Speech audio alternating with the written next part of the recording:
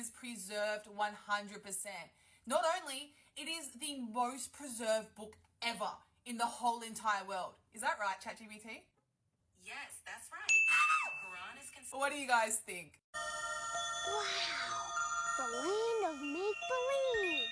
Ah, yes, one of my favorite fairy tales, the perfect preservation of the Quran.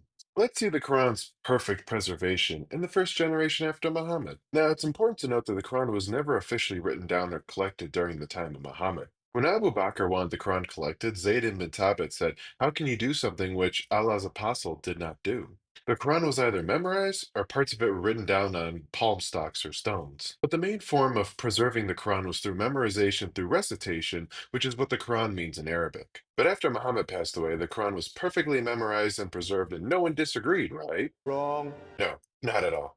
In fact, there was much difference in the recitations of the Quran between different Muslim groups. So much so that according to Sahih Bukhari 4987, it says, Hudhaifa was afraid of their differences in the recitation of the Quran. So he said to Uthman, "O chief of the believers, save this nation before they differ about the book as the Jews and Christians did before." Now, what were these differences that divided the Ummah and almost tore them apart? Well, to give you an idea, Muhammad said to learn the Quran from Abdullah ibn Masud and Ubay ibn Ka'b.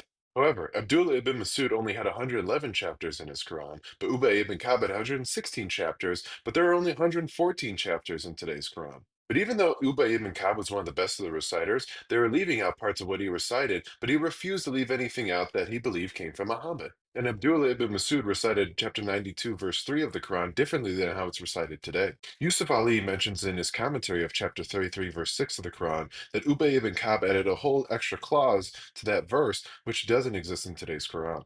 Ibn Abbas said the verse of stoning was recited and memorized, but we don't see that in today's Quran. When Hanifa was in the mosque and two groups of Muslims were reciting the Quran, he said, their reading of chapter 2, verse 196 did not agree. One group read performed the pilgrimage to God, the others read it performed the pilgrimage to the Kaaba. So what did Uthman do about this? He had Zayd and Mutabit put together one standardized copy of the Quran in the Quraysh dialect and had all the other copies be burned and destroyed. So clearly these differences were so bad they had to be burnt so they wouldn't cause any more division. However, even after that, there was still disagreement because Abdullah ibn Masud disagreed with Zayd being the one to copy the Quran. He even said to hide their Quran so that they wouldn't be taken and burnt. So even after Uthman tried to fix these differences, they still had disagreements. If the Quran was perfectly preserved, then why all these differences and disagreements? And why was Uthman burning the different Qurans when there was only one Quran and that Quran was supposedly perfectly preserved? The standard narrative has holes in it. That's what I'm going to say.